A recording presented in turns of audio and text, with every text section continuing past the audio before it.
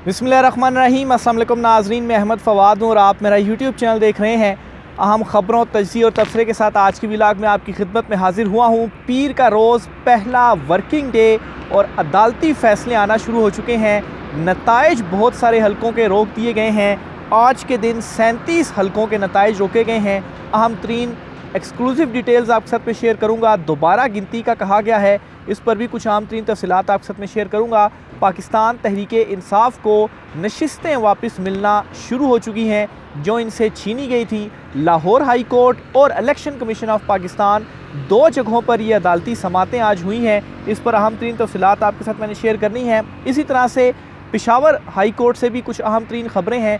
वहाँ पर भी कुछ जो नताइज थे वो चैलेंज हुए थे और पेशावर हाई कोर्ट ने इलेक्शन कमीशन ऑफ पाकिस्तान को तलब कर लिया है। इस पर भी तफसीलात आपके साथ में शेयर करूँगा।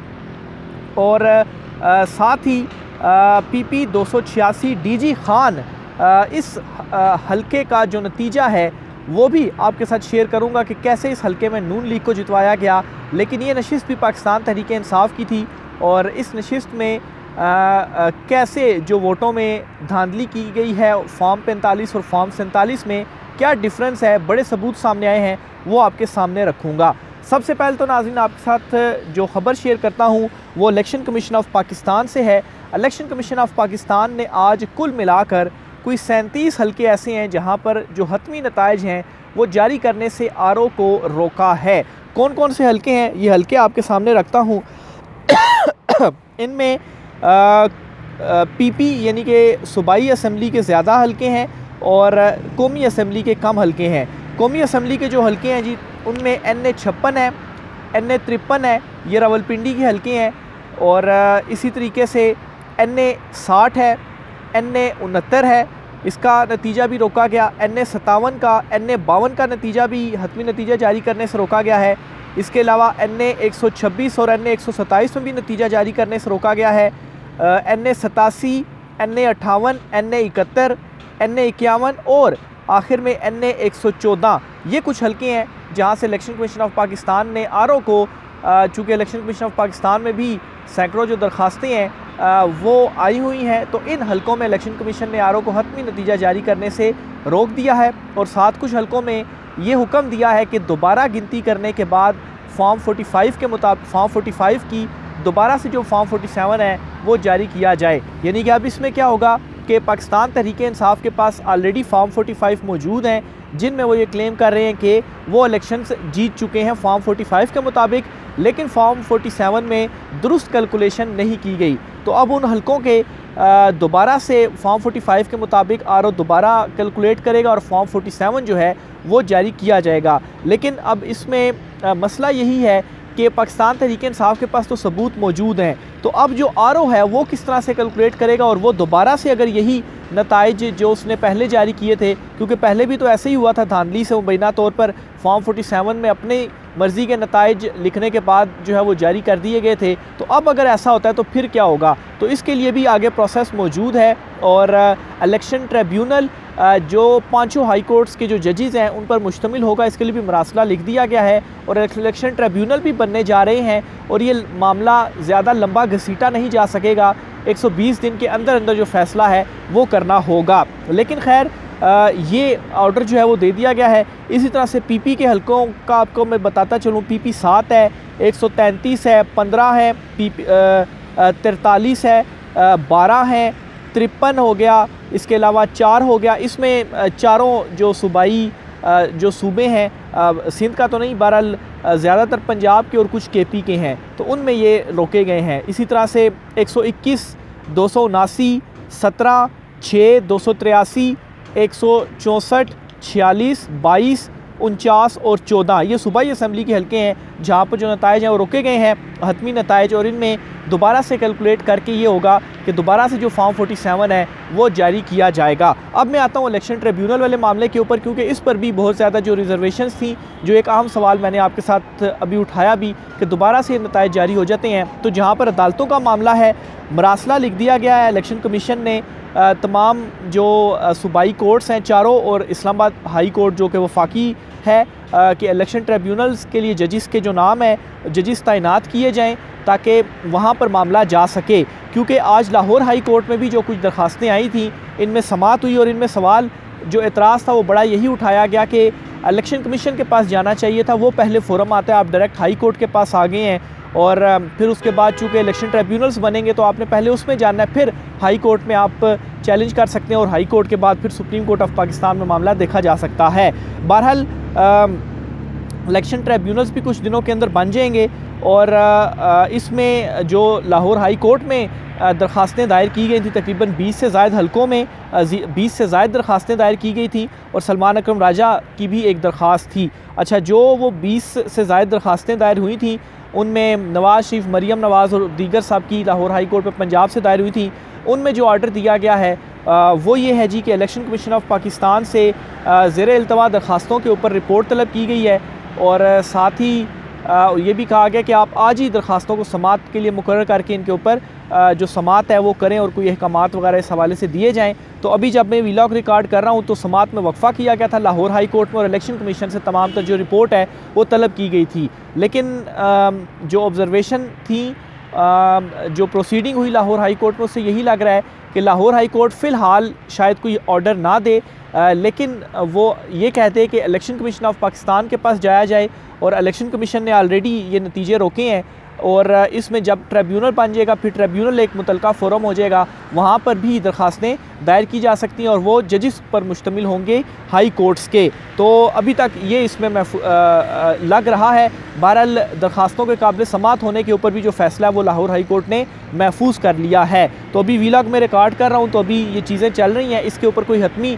फ़ैसला नहीं आया, लेकिन लाहौर हाई कोर्ट के जो मूड है उससे यही कुछ लग रहा है। फिर इसी तरीके से जो सलमान अकरम राजा जब आज वो दलाइल देने के लिए आए तो बड़ा दिलचस्प मामला ये भी लाहौर हाई कोर्ट में हुआ उनके केस में कि आज़म नज़ीर तारड़ जो हैं वो बग़ैर नोटिस के नून लीग की तरफ से आ गए, क्योंकि वो ओन चौधरी जो थे वो दूसरी तरफ थे और सलमान अकरम राजा सबको जो मुबैना धांधली के ज़रिए हराया गया तो ओन चौधरी जो थे वो जीते थे, उनको जितवाया गया मुबैना तौर पर। तो इससे ये हुआ जी कि इलेक्शन कमीशन भी वहाँ पर मौजूद था, उनके वकील वगैरह, और आज़म नज़ीर तारड़ बग़ैर नोटिस के वहाँ पर आए और उन्होंने दलाइल देना शुरू कर दी और उन्होंने ज़्यादा जोर इसके ऊपर दिया जी कि इलेक्शन कमीशन में मामला आप भेजें। तो बहरहाल इलेक्शन कमीशन में भी मामला आता है तो भी अब टाइम तो लगेगा। एक चीज़ आपने जहन में रखनी है कि अब वो जो फौरी वाली हिकमत अमली थी वो शायद इम्प्लीमेंट ना हो सके। फौरी ये हो सकता है कि जिस तरह से इलेक्शन कमीशन ने ये नताइज रोके और दोबारा कुछ पर गिनती हो रही है तो इसमें चूँकि फिर जो रिटर्निंग ऑफिसर है उसी के हाथ में होगा तो वो दोबारा वही चीज़ कर देता तो फिर क्या होगा। तो उसमें जो नेक्स्ट एक स्टेप है पाकिस्तान तहरीक इंसाफ के पास वो इलेक्शन ट्रिब्यूनल्स हैं, वहाँ से ही कोई बड़ा रिलीफ पाकिस्तान तहरीक इंसाफ को मिलेगा। लेकिन इसमें सवाल ये पूछा जा रहा था कि अगर हुकूमत साजी यहाँ पर मुकम्मल हो जाती है तो फिर पीटीआई क्या करेगी। तो एक बात जहन में रखें कि पीटीआई ऑलरेडी ये डिसाइड कर चुकी है कि वो हुकूमत बनाने की कोशिश ज़रूर करेंगे लेकिन वो अपोजिशन में बैठेंगे। और मेरे ख्याल से इस टाइम पर पीटीआई के लिए बेहतर ये भी है, बल्कि इवन के नवाज़ शरीफ जरदारी के लिए भी बेहतर यही था कि वो अपोजिशन में बैठ जाएँ, क्योंकि हुकूमत में इस वक्त अगर वो आएंगे बग़ैर मैंडेट के भी और बिलाशुबा सख्त फ़ैसले और महंगाई मज़ीद बढ़ेगी तो मज़ीद उनके ऊपर जो लान तान है वो होगा। और पाकिस्तान तहरीक इंसाफ इमरान खान साहब इत्तेहादी हुकूमत लेना नहीं चाहते थे, उन्होंने वैसे ही कहा था कि मैं सिंगल हैंडेडली हुकूमत बनाऊंगा तभी जाकर जो फ़ैसले हैं वो मैं कर सकता हूं। तो बहरहाल इस पर तो इमरान खान साहब ने अहकामात ज़रूर दिए हैं कि आप हुकूमत बनाएं, कोशिश करेंगे, लेकिन ज़्यादा पीटीआई का यही है कि वो अपोजिशन में बैठेगी। बहरहाल ट्रिब्यूनल्स में अब ये मामले चले गए हैं, कुछ में रिलीफ मिल चुका है, लाहौर हाई कोर्ट की जानिब से भी जो दरख्वास्तें उन पर फैसला महफूज हो चुका है, रिपोर्ट इलेक्शन कमीशन से तलब कर ली गई है। तो इस पर जो डिटेल्स आती हैं फर्दर वो भी मैं आपके साथ शेयर करूँगा।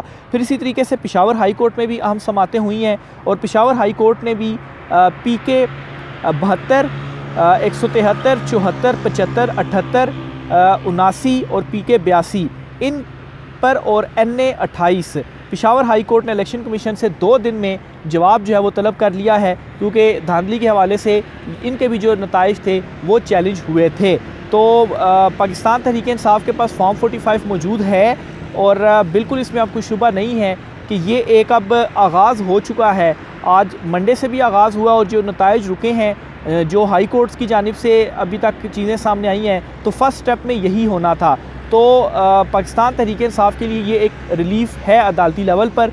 और दूसरे नंबर पर एक सबूत आपके सामने मैंने रखना था, क्योंकि हर वीलॉग में मुख्तलिफ नई नई चीज़ें सामने आ रही हैं, तो PP 286 DG खान के हलके के हवाले से सबूत आपके सामने रखने थे जी। कुछ फॉर्म 45 के मुताबिक पाकिस्तान तहरीक इंसाफ ने इस हलके में 39,572 वोट हासिल किए और नून लीग ने 26,653 और तकरीबन 13,000 के वोटों के मार्जिन से पाकिस्तान तहरीक इंसाफ ये हलका जीत रही थी। लेकिन फॉर्म 47 के मुताबिक नून लीग 37,513 और PTI 35,699, तकरीबन ये 1300 वोटों से पाकिस्तान तहरीक इंसाफ यहाँ से हार गई, जो एक फ़ाइनल नतीजा आया है। तो ये फॉर्म 45 और फॉर्म 47 की जो नताइज में घपले हुए हैं, वो एक और इसकी एग्जांपल है जो कि आपके सामने मैंने रखी है। तो बहरहाल अब ये ऑप्शंस खुल चुके हैं, अदालतें खुल चुकी हैं, इलेक्शन कमीशन से भी कुछ नताइज जारी हुए हैं। बहुत सारे हलकों में जो नताइज हैं वो अब आप आहिस्ता आहिस्ता तब्दील होता देखेंगे पाकिस्तान तहरीक इंसाफ के हक़ में।